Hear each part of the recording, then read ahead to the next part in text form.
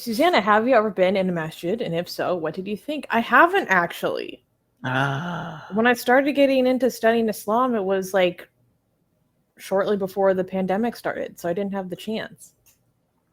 I don't understand how so many Western masjid or mosques, as we call it, allow non-Muslim in there, because non-Muslims are najis, they're unclean, and a masjid is holy.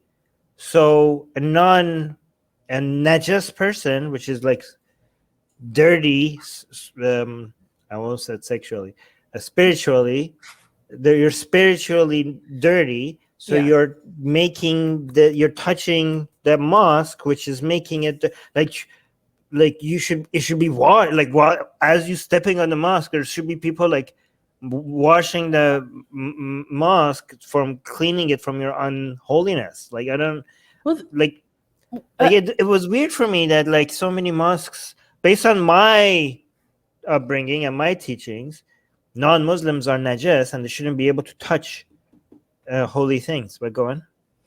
I wouldn't be surprised if it's kind of a post 9/11 shift in attitude.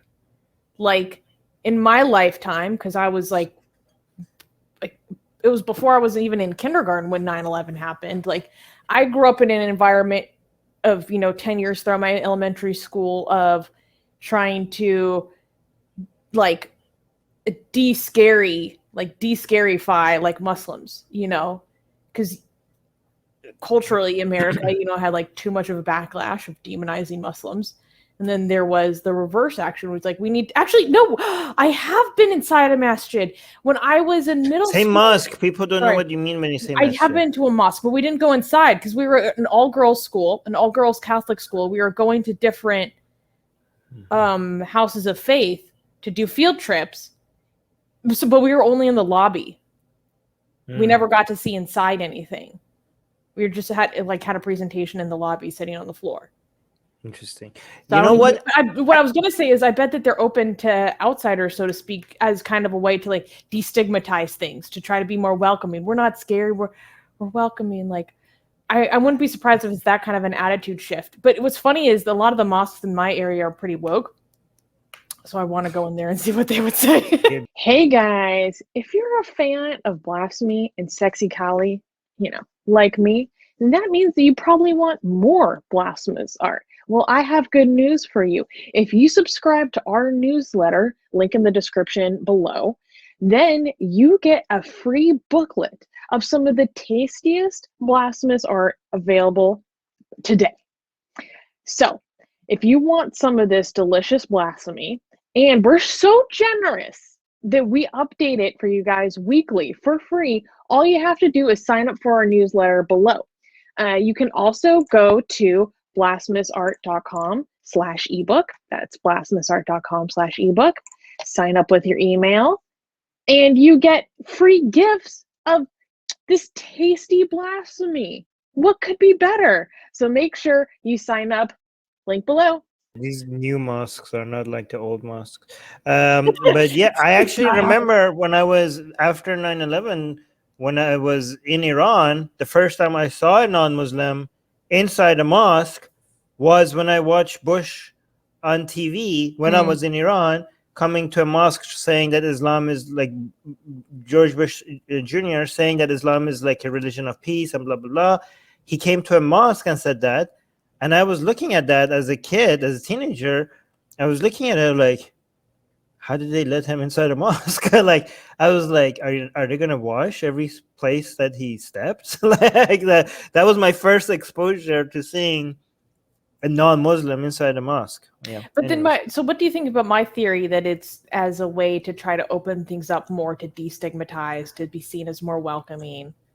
I don't know the history of it, because I'm just talking for everything from the perspective of what I grew up with. So these ideas of non-Muslims being allowed in mosques and stuff was foreign to me based on what I grew up with. So I don't know the history of that from other, Islamic schools of thought.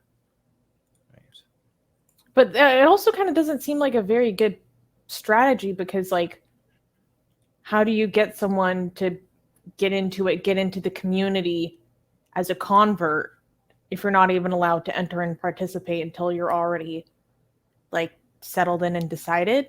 Like, Wait, doesn't what? seem like the In marketing. in what context are you talking about? Because for like we have parts of history of Islamic history that Muslims were trying to stop people from converting to Islam. A lot of people assume that throughout Islamic history, Muslims were trying to increase the size of Ummah. We had a major part of Islamic history when people were trying to convert to Islam, and the Muslims were like, no, like because they would like reduce the tax collection from non-Muslims and stuff like that, right?